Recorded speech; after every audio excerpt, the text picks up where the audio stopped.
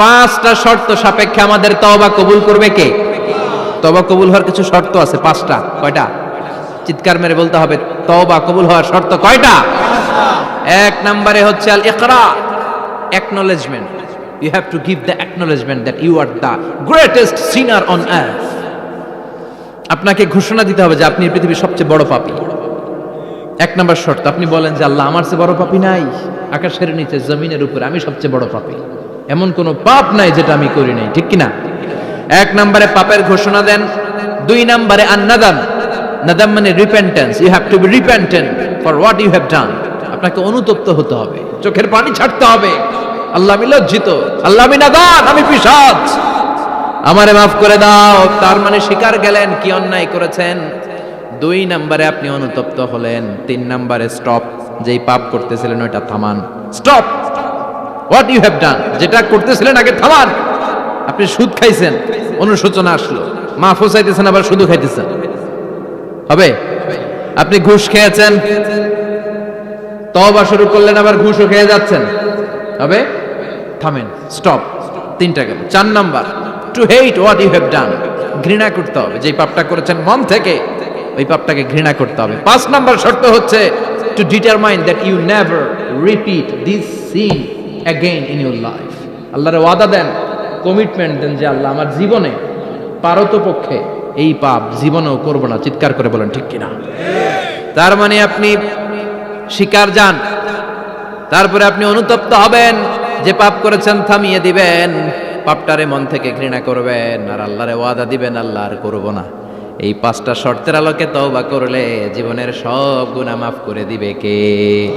এজন্য আল্লাহ বললেন, ইয়া আইয়ুহাল্লাযীনা আমানু তুবু ইলাল্লাহি তাওবাতান নাসুহা।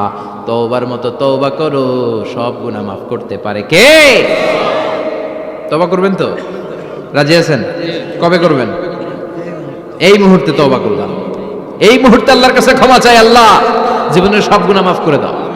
আমাদের দেশে তওবা করার জন্য হুজুর লাগে, কথা কন? পীর সাহেব হুজুর, বড় হুজুর, ছোট হুজুর, হাফেজ সাহেব লাগে না? হাফেজ সাহেব, ইমাম সাহেব, এদের ছাড়া নাকি তওবা হয় না। না, এটা ভুয়া কথা। আপনি অনুতপ্ত হন, আপনি চোখের পানি ছাড়েন, আপনি আপনার রবরে বলেন, ক্ষমা করে দিবে কে? ইমাম সাহেব আসতে হবে, শর্ত না। পীর সাহেব হুজুর এসে হুজুরের হাতে হাত রেখে তওবা পড়তে হবে, শর্ত না। আপনার রবরে ডেকে চোখের পানি ছেড়ে ক্ষমা চান, ক্ষমা করবে কে? সব সময় 24/7 তওবার দরজা খোলা, 2টা সময় ছাড়া। ভালো করে মনে রাখবেন, মুখস্থ ঠোঁটস্থ যেন থাকে। 2টার সময় তওবা কবুল হয় না। চিৎকার করে বলেন কয় সময়? 1 হলো বাদাল গারগারা, গরগরানি যখন আসে, মালাকুল মাউত যখন চলে আসে, মালাকুল মাউতরে যখন দেখে ফেলবেন তখন তওবা কবুল হবে নাকি? কথা কন। ফেরাউনের নাম শুনছেন? ওরা যখন আল্লাহ লোহিত সাগরে ডুবাইয়া পানি খাওয়াইতে লাগলো, পানি খাইতে খাইতে পেটটা হয়েছে এত বড়, আর পানি খাইতে পারেন। এরপর হাত তুলে কয় আনা মিনাল মুসলিমিন, কোরআনের আয়াত, আনা মিনাল, হাত তুলে কয় আমি মুসলমান। ফেরাউন না বলে মুসলমান, আমরা যেমন কই, কথা কন। ফেরাউন হাত তুলে কয় আনা মিনাল মুসলিমিন। আল্লাহ কয় টাইম ইজ আপ, দেরি করছস, অনেক সময় দিলাম, অনেক সুস্থ রেখেছি, ক্ষমতা দিয়েছি, দাপট দিয়েছি, তখন যদি ঘাটটা নত করে, মাথাটা নত করে একবার ক্ষমা চাইতি, ফেরাউন তোরেও ক্ষমা করে দিতাম। কিন্তু সময় শেষ হওয়ার পরে আমি মুসলমানদের অন্তর্ভুক্ত বললে কোনো লাভ হবে নাকি? আল্লাহ বলল সময় নাই, সময় শেষ। কারণ মুসা আলাইহিস সালামের চাচাতো ভাই অনেক দাওয়াত দিল, যাকাত দে, কারণ যাকাত দিব না, এই সম্পদ আমি কামাইছি, আল্লাহ দেয় নাই। মুসা আলাইহিস সালাম বললেন তাহলে আযাবের অপেক্ষা কর। আযাব চলে আসলো। আল্লাহ বলেন মুসা সেফ জোনে যাও, সরো, এখনই আযাব। ফাখাসাফনা বিহি ওয়া বিদারিহিল আরদ, পুরো ফাইয়ুমের জমিনটার আল্লাহ কাঁপিয়ে দিলেন, আর কারুনকে সহ পুরো সম্পত্তি তার জামিনের ভিতরে দাবিয়ে দিলেন। হাঁটু পর্যন্ত কারুন দেবে যায়, ভাবছে উঠে যাবে, কোমর পর্যন্ত দেবে যায়, ভাবছে উঠে যাবে, গলা পর্যন্ত যখন দেবে যায় আর সুযোগ নাই। কয় মুসা আমার সব সম্পত্তি তোরে আর তোর আল্লাহরে দিয়ে দিলাম, আমারে বাঁচা, আমারে সব সম্পত্তি তোর আর তোর আল্লাহ, আমারে খালি বাঁচা, চাচা আপন প্রাণ। আল্লাহ বলে সময় শেষ। তার মানে বাদাল গারগারা তওবা কিন্তু আর কবুল হয়। এই হলো একটা। নাম্বার 2, বাদা তুলুই শামস মিন মাগরিবিহা, প্রতিদিন চাঁদোলাতে সূর্য কোন দিক দিয়ে ওঠে? কথা কয় না, পূর্ব দিকে।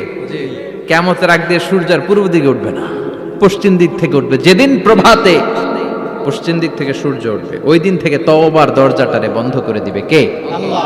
তার আগ মুহূর্ত পর্যন্ত জীবনে যত গুনাহ করেছি, অন্যায় করেছি, চোখের পানি ছেড়ে ক্ষমা চাইলে ক্ষমা করবে কে?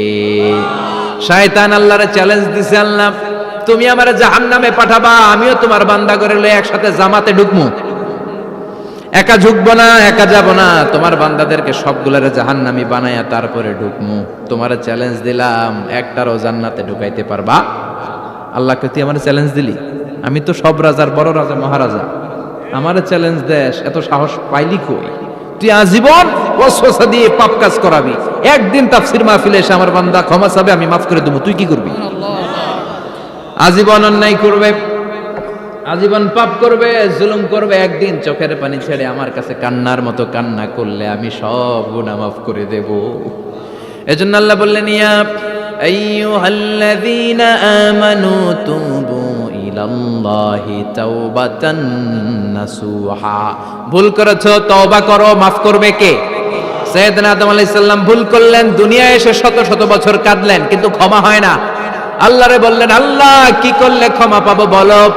ফাতালাক্কা আদামু মির রাব্বিহি কালিমাতিন ফাতাবা আলাইহি। আল্লাহ বললেন, ও আদম, তোমারে কিছু কালেমা শিখাইয়া দেই, এই কালেমাগুলো দিয়ে আমার কাছে দোয়া করো, ক্ষমা করে দেব। আল্লাহ শিখাইয়া দিলেন, ও আদম, দুই হাত তুলে চোখের পানি ছেড়ে আমার কাছে পড়ো, রব্বানা, পড়েন, রব্বানা যালামনা আনফুসানা ওয়া ইল্লাম তাগফির লানা ওয়া তারহামনা লানাকুনান্না মিনাল খাসিরিন। এটা শিখাইতেছিল আল্লাহ। আল্লাহ, আমি জুলুম করেছি, অন্যায় করেছি, ভুল করেছি, পাপ করেছি, তুমি যদি ক্ষমা না করো, ক্ষমা করার কেউ নাই, ঠিক কি না?